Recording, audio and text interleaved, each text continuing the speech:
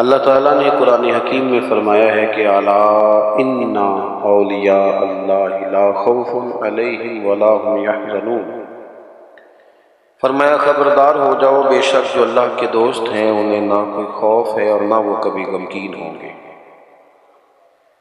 ولی کی زیادہ تعریف کرنے کی بجائے اگرچہ بہت ساری تعریفات کی جا سکتی ہیں، اگر صرف اتنی بات پر ہی غور کیا جائے کہ اولیاء اللہ، اولیاء وہ اللہ کے دوست، اولیاء اللہ اللہ کے نہ دولت کے دوست، نہ شہرت کے دوست، نہ اقتدار کے دوست، نہ ان چیزوں کے دھنی۔ اولیاء اللہ اللہ تعالیٰ کے ولی وہ ہوتا ہے جو رب کا دوست ہے، ہر صورت میں رب کی دوستی کو نبھائے، اللہ کی رضا چاہتا ہو، اللہ تبارک و تعالیٰ کی رضا پہ چلتا ہو، اللہ کی مخلوق سے اللہ کی رضا کے لیے محبت کرتا ہو، اللہ تبارک و تعالیٰ کے دین کو پھیلانے کا شوق اور جذبہ رکھتا ہو، قرآن مجید کو رب کریم کی محبت میں ابلاغ کرنے کا، ترویج کرنے کا، پڑھنے پڑھانے کا شوق رکھتا ہو، دوست ہوتا ہے وہ اللہ کا۔ جس طرح ہماری کسی سے مخلصانہ دوستی ہو تو ہر حال میں ہم اسے راضی رکھنا چاہتے ہیں نا، بلا مثال و بلا تشبیہ جو رب کا دوست ہوتا ہے ہر حال میں رب رسول کو راضی رکھنا چاہتا ہے، اس کی جو ترجیح ہوتی ہے وہ اللہ رسول ہوتے ہیں، مقصود اللہ رسول ہوتے ہیں، کسی اور چیز سے غرض نہیں، کوئی اور لاہ عمل نہیں، کوئی دستور نہیں، کہیں نہیں جانا۔ یبتغون فضلا من اللہ ورضوانا، وہ ڈھونڈتے ہیں اللہ کا فضل اور اس کی رضا، تلاش کرتے ہیں، یہ شان ہے اللہ والوں کی۔ اولیاء اللہ، کون اولیاء اللہ؟ ہمارے ہاں لوگوں نے کچھ نے تو سادگی کی وجہ سے اور کچھ نے اللہ ماشاءاللہ بڑی عیاری کے ساتھ اپنا آپ ثابت کرنے کے لیے اور لوگوں کو صرف اپنے پیچھے لگانے کے لیے اللہ ماشاءاللہ کچھ ایسی کہانیوں کا سہارا لیا، کچھ ایسی چیزیں اوڑھ کے آ گئے۔ انہوں نے کہا شریعت کیا ہوتی ہے، معاذ اللہ مولوی کو کیا پتا، میرے پاس معرفت کی باتیں ہیں۔ انہوں نے لوگوں کو طرح طرح سے پریشان کیا۔ اللہ تعالیٰ نے خود بتایا ولی کون ہوتا ہے، کسی ادھر ادھر سے تشریح لینے کی ضرورت نہیں۔ ہمارے ہاں لوگ سمجھتے ہیں جو ذرا انوکھی سی بات کرے نا، جو ذرا تھوڑا ہٹ کے بولے نا، جو گہری بات کرے نا، خدا کے بندو، دنیا میں سب سے زیادہ معرفت والی باتیں نبی کریم علیہ السلام نے کی ہیں، پر اتنی سادہ کی ہیں کہ ہر بندے کی سمجھ میں فوراً ہی آ جایا کرتی تھی۔ اور روٹین کے معاملات محبوب نے سکھائے ہیں، حقوق العباد ادا کرو، زندگی کو اچھے طریقے سے گزارو، زندگی کو زندگی بناؤ، یہی دین ہے۔ لیکن لوگوں نے نا کچھ کہانیوں کا سہارا لے کر، کچھ طرح طرح کی باتیں بنا کر لوگوں کو پریشان کیا۔ خود اللہ تعالیٰ نے قرآن مجید میں بتایا ولی کون ہوتا ہے۔ ایک تو فرمایا الذین آمنوا، یہ وہ لوگ ہیں جو ایمان لائے، وکانوا یتقون، اور دوسرا انہوں نے تقوی اختیار کیا۔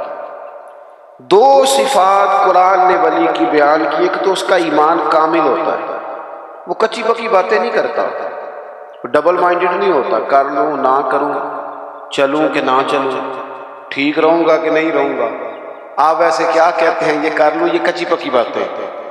رب کے بندے کی شان یہ ہے کہ اس کا ہر وقت اپنے رب پر بھروسہ مضبوط ہوتا ہے، مضبوط۔ ہمیں پتہ کیا کیا گیا ہے، میں کمزور کر دیا گیا ہے، ہم ڈبل مائنڈڈ لوگ ہیں۔ ہمارے ہاں ڈھیر سارے لوگ ایسے ہیں جو مرید ہو کر بھی مرید نہیں، جو شاگرد ہو کر بھی شاگرد نہیں، جو کسی فیلڈ میں ہو کر بھی اس فیلڈ میں موجود، جو کسی ایک شعبے کو اختیار کر کے بھی اس شعبے پر پورے نہیں، کچی پکی باتیں، کر لو نہ کروں۔ اور یہ نوجوان نسل میں زیادہ مسئلہ ہے۔ ایمان کہتے ہی اس چیز کو ہیں جو پوری طرح راسخ ہو جائے، جو دل تک اتر جائے۔ اور ایمان کے ثمرات ہیں، جب آپ کا ایمان کامل ہوتا ہے تو پھر توکل بھی مضبوط ہوتا ہے، پھر ایمان کامل ہے تو پھر صبر بھی نصیب ہوتا ہے، ایمان کامل ہے تو شکر بھی نصیب ہوتا ہے، ایمان کامل ہے تو پھر قناعت کی دولت بھی ملتی ہے۔ پھر تھوڑے پر گزارا کرنے کی اللہ ہمت بھی عطا کرتا ہے، پھر خودداری بھی نصیب ہوتی ہے، پھر عزت نفس بھی نصیب ہوتی ہے، پھر وہ بندوں کو نہیں دکھاتا، وہ جو کرتا ہے رب کی رضا کے لیے کرتا ہے۔ پکی بات، ایمان کی پکی بات، مضبوط۔ حضور علیہ الصلوۃ والسلام نے حضرت عارضہ سے پوچھا تھا آج صبح کیسے کی؟ عرض کی حضور اس حال میں کی ہے کہ میں پکا مومن ہوں۔ تو محبوب نے فرمایا تمہارے ایمان کی دلیل؟ عرض کی حضور جنتیوں کو جنت میں جاتا دیکھ رہا ہوں اور دوزخیوں کے فیصلے ہو رہے ہیں، یعنی یہاں سے لے کر جنت میں جانے تک ہر چیز پر میرا ایمان پکا ہے، مضبوط افکار ہوں، پکی باتیں ہوں، عزم کر لے۔ کوئی ضروری نہیں بندہ جیت ہی جائے، ضروری نہیں۔ بدر میں اللہ تعالیٰ نے مسلمانوں کو کامیابی دی تھی، احد میں ذرا تھوڑی مسلمانوں کو وقتی طور پر پیچھے ہٹنا پڑا تھا۔ اللہ کو ضروری ہے کہ ہر موقع پر انسان جیت ہی جائے، لیکن اس کا عزم پکا ہونا چاہیے، اس کا نظریہ پکا ہونا چاہیے۔ الذین آمنوا، پکی بات کرتے ہیں، پکی بات کرتے ہیں صاحب ایمان۔ حضرت مولا علی شیر خدا کرم اللہ تعالی وجہہ الکریم بیمار ہو گئے، حلالت بہت زیادہ تھی اور اس کی وجہ سے نکاہت ہو گئی، کمزوری ہو گئی۔ اٹھ کے کھڑے ہوتے تھے تو بظاہر جسم پہ راشا تھا، کامتا تھا وجود۔ ایک صحابی تیمارداری کے لیے حاضر ہوئے اور جناب مولا کائنات کو دیکھ کر کہنے لگے میرے بھائی علی آپ تو بڑے کمزور ہو گئے، تو مجھے تو خدشہ ہے کہ اسی علالت میں کہیں رب کی بارگاہ میں آپ کی حاضری نہ ہو جائے۔ تو مولا علی شیر خدا نے پتہ کیا فرمایا؟ فرمانے لگے تو فکر نہ کر، مجھے کچھ بھی نہیں ہوگا، تو بے فکر ہو کے جا۔ کمزوری پوری ہے، لیکن نا ایک بندے کو ڈاکٹر نے کہا ہے رپورٹیں دے کے کہ آپ کی رپورٹیں بتاتی ہیں کہ دن ذرا کم ہی ہے، لگتا ہے، رپورٹس کہتی ہیں۔ تو کچھ ایسے ہوتے ہیں جن کو دن بتایا تھے تو وہ گھنٹے بھی نہیں نکالتے، وہ گئے۔ اور کچھ کہتے ہیں ڈاکٹر تو ٹھیک ہی کہتا ہوگا پر اپنے علم کے مطابق کہتا ہے، ہوگا تو وہ جو میرا رب چاہے گا۔ یہ لوگ مضبوط ہوتے ہیں، ان کے اندر کچھ ایسی چیزیں ہوتی ہیں جس سے مضبوطی پیدا ہوتی ہے۔ حضرت مولا علی شیر خدا کرم اللہ تعالی وجہ الکریم فرمانے لگے تو بے فکر ہو کے جا، مجھے کچھ بھی نہیں ہوگا۔ اس نے کہا جی آپ بڑے شدید کمزور ہیں، نکاہت ہے، حالت آپ کی بتا رہی ہے۔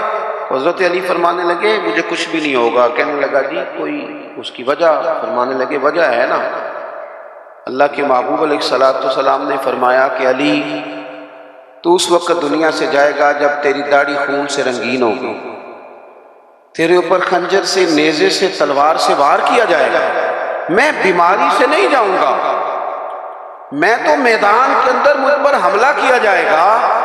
یہ بیماریاں جتنی مرضی بھی آ جائے میرا بگاڑ کچھ نہیں سکتی، کیونکہ ساڈے نبی دی زبان ساڈے واسطے قرآن، حضور نے فرما دیا ہے، لہذا میرا کچھ بھی بیماری بگاڑ سکتی۔ ہم نہ کمزور ہیں، اور یہاں سے کمزور ہیں، یہاں سے مالی طور پر جو لوگ کمزور ہوتے تھے وہ بھی گزارا کر جاتے تھے، جو لوگ جسمانی طور پر کمزور ہوتے تھے وہ بھی کچھ سوسائٹی میں وقت گزار لیتے تھے۔ ہم ذرا ذہنی طور پر کمزور ہیں، کچی باتیں کرتے ہیں۔ جوانوں سے پوچھے نا کیا کرنا ہے، عمر کتنی ہے؟ کہتا میری عمر ہے 26 سال۔ کرنا کیا ہے؟ کہتا سوچ رہا ہوں۔ او بھائی محمد بن قاسم تو 17 سال کی عمر میں سندھ فتح کر گئے۔ چھوٹی چھوٹی عمروں میں محبت اور معاذ رضی اللہ تعالیٰ عنہما نے ابو جہل کو قتل کر دیا۔ وہ لوگ تو انقلاب برپا کر گئے اور آپ اتنی عمر ابھی سوچ رہے ہیں کام کس دن کرنا ہے، پروگرام کس دن طے کرنے، آگے کس دن بڑھنا ہے۔ پوری 40 سال عمر نہیں ہوئی حضرت سیدنا معاذ ابن جبل کی، حضور کو راضی بھی کر گئے، ایک علاقے کی گورنری بھی دیکھ گئے، رب کی بارگاہ میں پیش ہو گئے۔ حضرت عمر بن عبدالعزیز کا ذکر میرے دوستوں ممبروں پر ہوتا ہے، وہ صوفیوں کے لیے بھی راہ عمل ہیں، علماء کے لیے بھی ہیں، بادشاہوں کے لیے بھی ہیں۔ عمر کتنی پائی؟ 39 سال، پوری 40 نہیں، 39 سال۔ ہماری تو وہ کچی پکی باتیں، کوئی عزم نہیں، کوئی پروگرام نہیں ہے۔ وہی تیرے زمانے کا امام برحق جو تجھے حاضر و موجود سے بیزار کرے اور موت کی شکل میں دکھلا کے تجھے جلوہ یا زندگی تیرے لیے اور بھی دشوار کر دے۔ اللہ کا بندہ تو وہ ہے کہ تیرا جینا مشکل کر دے، تجھے کام پہ لگا دے، تو نکلے تو صبح و شام پلٹنا جھپٹنا، جھپٹ کر پلٹنا، لہو گرم رکھنے کا ہے ایک بہانہ۔ لیکن جن لوگوں نے ساری زندگی طے ہی نہیں کیا کہ اصل میں ہم ہیں کیا، ہم نے جانا کدھر ہے، کرنا کیا ہے، کوئی مقصد حیات کو ہو، تو اللہ کے بندے کامل یقین والے۔ نبی پاک صلی اللہ تعالی علیہ وآلہ وسلم نے نا اپنی امت کو یقین کی دولت عطا کی ہے۔ کس طرح عطا کی ہے؟ بالکل سامنے آ گئے تھے کفار مکہ غار ثور کے بالکل سامنے، جن لوگوں نے، اب تو ماشاءاللہ ڈھیر سارے لوگوں نے غار ثور کی زیارت کر لی ہے نا جی ماشاءاللہ، ایسے ایسے تو کریں تھوڑا تھوڑا کی ہے نا، جنہوں نے زیارت وہ کریں کی ہے نا جی ماشاءاللہ۔ اور جو کار آتا ہے وہ آ کے پھر اللہ خیر کرے اپنی شان بھی بڑی سناتا ہے کہ میں جی ماشاءاللہ چلا گیا تھا۔ وہ بھائی آپ گئے تھے، رستہ بنا ہوا ہے، رستے میں 2-3 جگہ بیٹھنے کا بندوبست ہے، چائے پانی ملتا ہے، پوچھو صدیق کی بیٹی سے، حضرت اسماء سے، جو رات کے اندھیرے میں جاتی تھی کھانا دینے، اور بیٹی ہو کے رات کو جاتی تھی۔ کون اندازہ کرے گا جناب ابو بکر صدیق کی وفاؤں کا؟ کہاں سے کائنات مثال ڈھونڈ کے لائے گئے؟ پباں پار قدم نہیں جے لاؤندا تے سور پہاڑ تے چڑھیا جاندا تے او پہ جاندا تے یار نبی دا، او پہ جاندا تے یار نبی دا تے اے اصلی دلدار نبی دا۔ میرے عزیز، غار ثور کے بالکل باہر نا ایسے دروازے پر ایک چھوٹا سا سوراخ ہے، دائیں طرف دیکھیں، وہاں سے نا پیر نظر آ رہے ہیں، کافر آ گئے۔ حضرت صدیق نے کہا حضور وہ تو آ گئے۔ یہاں پتہ چلتا ہے بندے کا توکل کس طرح کا ہے، یقین کی۔ حضور یہ کھڑے پہنچ گئے، آ گئے، نہیں بالکل بندے پر سوار ہو جائے کہ ٹینشن پوری طرح غالب ہو جائے، لیکن بندہ مومن کہے میں مومن ہوں، میرا رب پر بھروسہ مضبوط ہے، یا رسول اللہ وہ تو آ گئے۔ حضور نے کیا فرمایا؟ قرآن مجید سورہ توبہ، کہا لا تحزن، ابو بکر غم نہ کر۔ غم، اللہ کرے جوانوں آپ کو سمجھ آئے میں کیا کہہ رہا ہوں۔ نہ تو اندر کوئی بارود پڑا ہے، نہ اندر کوئی اسلحہ ساتھ ہے، بندے 2 اور باہر وہ کتنے سارے، اور دروازے پر آ گئے، این بالکل دروازے پر۔ حضور کیا فرماتے ہیں؟ لا تحزن، غم نہ کر۔ کیوں نہ غم کر؟ کیا کس بنیاد پر نہ کر؟ تو وہ بنیاد سنیں اور اس کو سمجھیں۔ ہم مسلمان ہیں، ہماری تھوڑی سی انفرادی سوچ ہونی چاہیے دوسروں سے، ہم لاوارث نہیں ہیں، ہم رب رسول والے ہیں۔ ہماری باتیں کچی پکی نہیں ہونی چاہیے، انہیں پختگی ہونی چاہیے، ان کے اندر کمال۔ حضرت باجدید بستامی رحمۃ اللہ علیہ ایک مسجد میں اعتکاف میں بیٹھے تھے، وہ دور جا کے آپ اعتکاف بیٹھتے تھے، کہتے تھے یہاں نا بستان میں لوگ ہاتھ بڑے چومتے ہیں، لوگ دیکھ رہے ہوتے ہیں کہ فلانے کی بڑی شان ہے، لیکن اگر بندہ صوفی ہو نا، درویش ہو، تو وہ ڈر رہا ہوتا ہے کہ یار اتنے لوگ میرے پیچھے پھرتے ہیں، رب کی بارگاہ میں جواب بھی دینا۔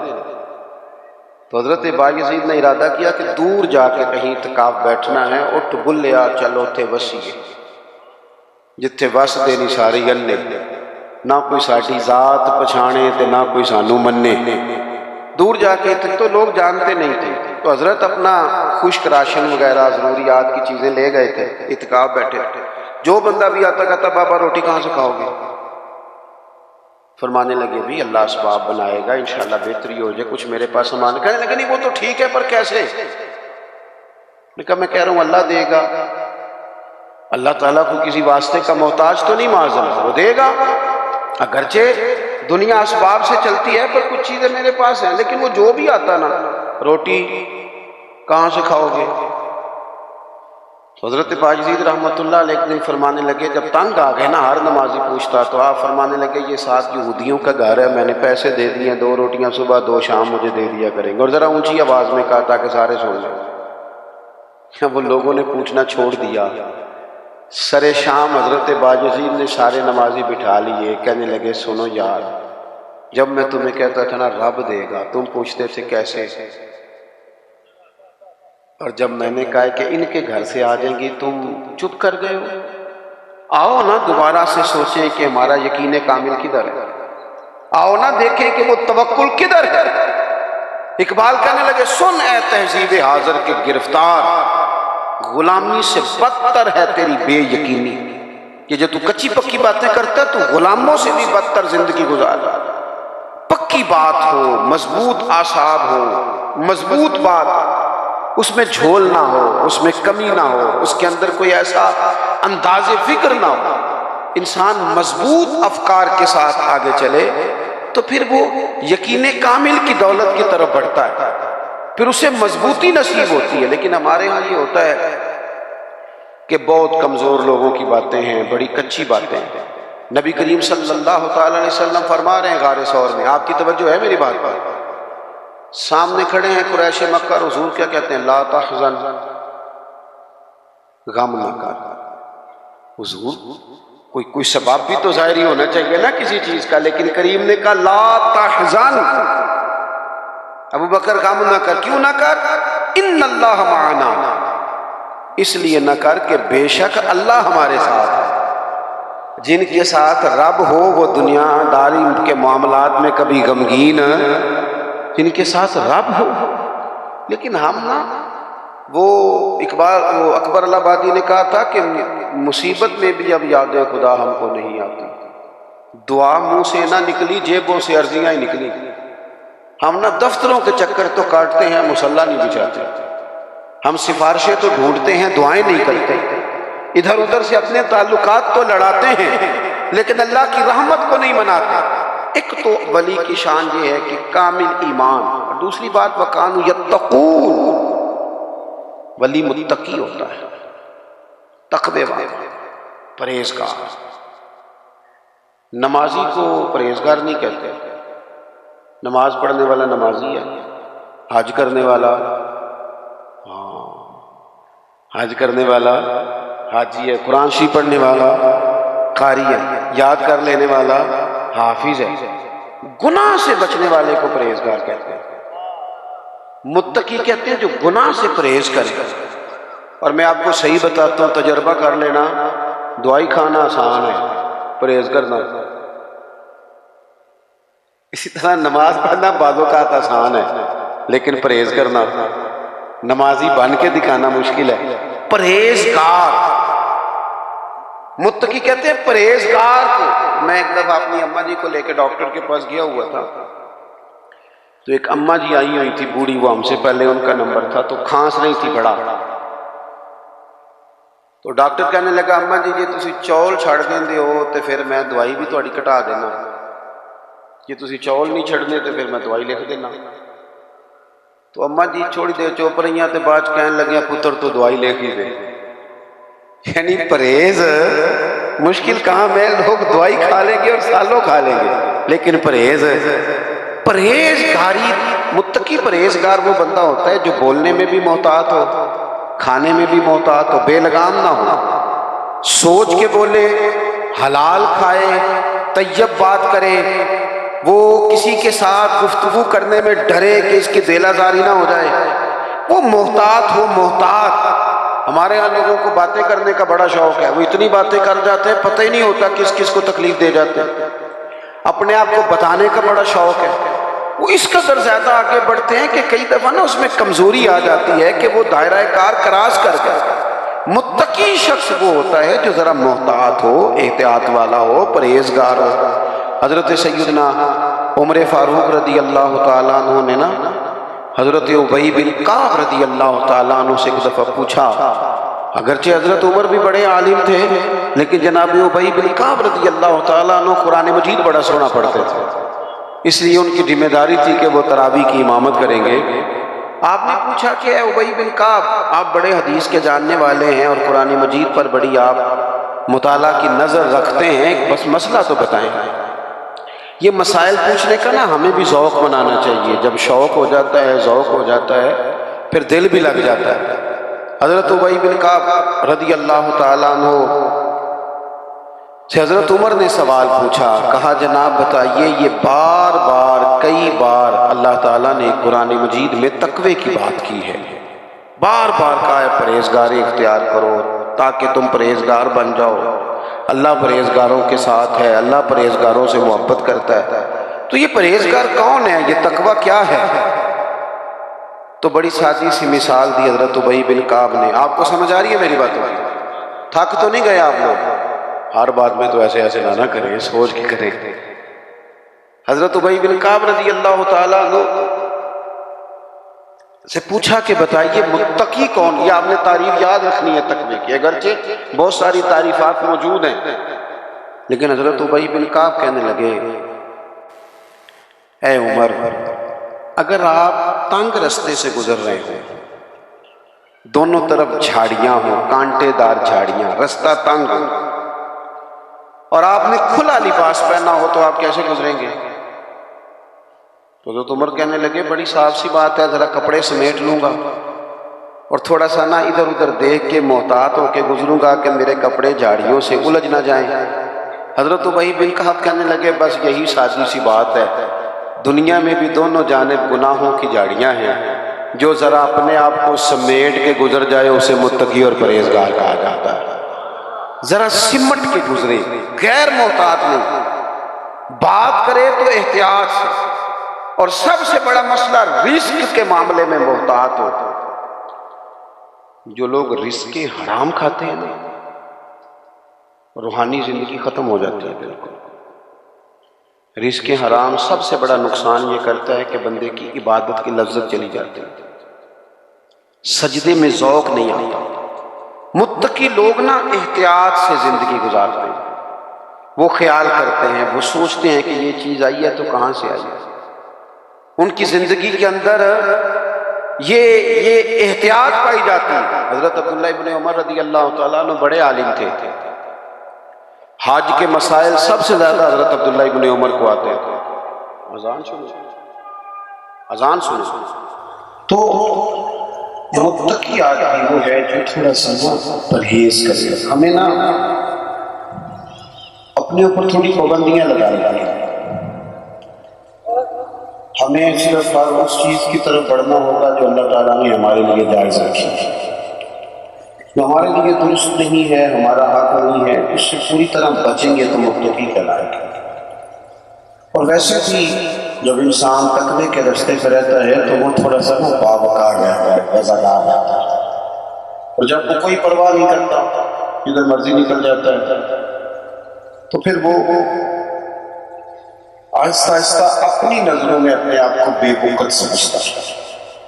وہ پھر مہنگے کپڑوں کے پیچھے چھپنا چاہتا ہے، بڑی گاڑیوں کے پیچھے چھپنا چاہتا ہے، اپنی مال و دولت کی بنیاد پر کئی دفعہ عزت تو کرا لیتا ہے، اپنے عہدے کی بنیاد پر سلوک تو کرا لیتا ہے، لیکن وہ محسوس کرتا ہے کہ میرا ضمیر مجھے ملامت کرتا ہے۔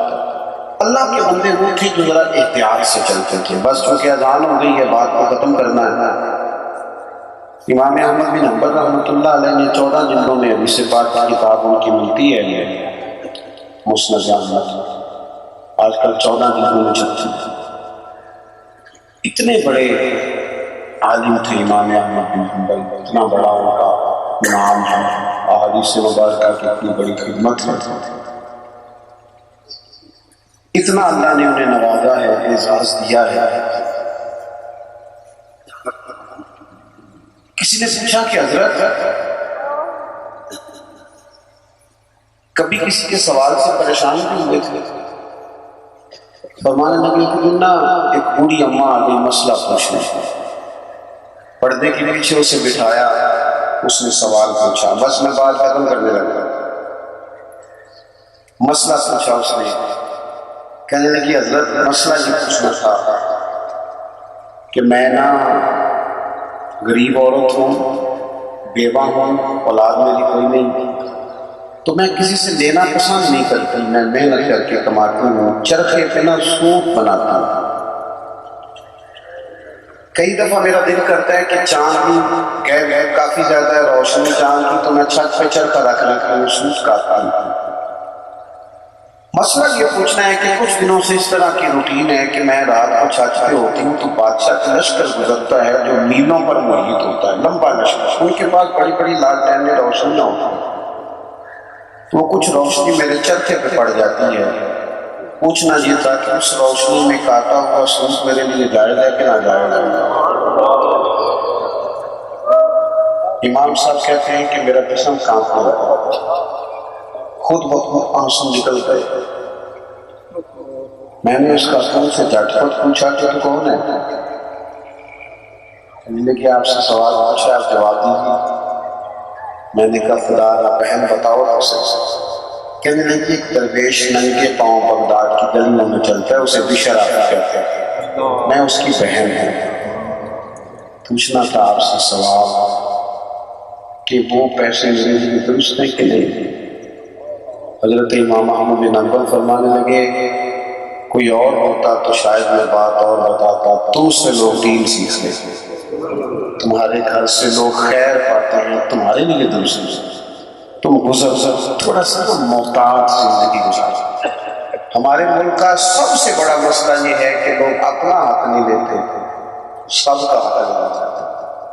جو آپ کا اپنا حق ہے اس کو آپ ضرور لیں، شریعت منع نہیں کرتے، لیکن یہ کہ تھوڑے محتاط، اللہ کے بندے محتاط ہوتے تھے۔ غیر میں نے اپنے بزرگوں کو دیکھا، بندہ نذرانہ لے کے آتا تھا تو پوچھتے تھے تو کیا کام کرتا ہے؟ اگر محسوس ہوتا غریب ہے تو اسے کہتے تو 1000 مجھے دے جائے گا تو پھر کیسے آگے کام چلے گا؟ تیرا دل نہیں توڑتا 100 دے جا، 900 واپس لے جا۔ تھوڑا محتاط ہو جائیں۔ ہم نہ جی خبر ہم بڑی رکھتے ہیں پر ساری دوسروں کو، حساب بڑا کرتے ہیں پر سارا دوسروں کو، سچ بھی بڑا ہی بولتے ہیں پر دوسروں کیا کہتے، سمجھاتے بھی بڑا ہیں پر دوسروں کو۔ تھوڑا سا اپنے آپ کو سمجھائیں، تھوڑا اپنے حق میں سچ بولیں، جو ہیں صرف وہی بتائیں۔ تھوڑا سا نا، تھوڑا سا اپنا حساب بھی کریں، تھوڑا اپنی معلومات بھی دیں۔ ڈھونڈتا پھرتا ہوں میں اقبال اپنے آپ ہی گویا مسافر، آپ ہی منزل میں۔ تھوڑا سا اپنے آپ پر توجہ دیں، جس چیز پر محنت ہو وہ چیز قیمتی ہو جاتی ہے، اپنے آپ پر تھوڑی محنت کرے۔ اللہ تعالیٰ مجھے اور آپ کو توفیق عمل دے، اور جن بزرگان دین کا اس سے اللہ ان کے درجات کو بلند فرمائے۔ آخر اللہم صلی اللہ علیہ وسلم۔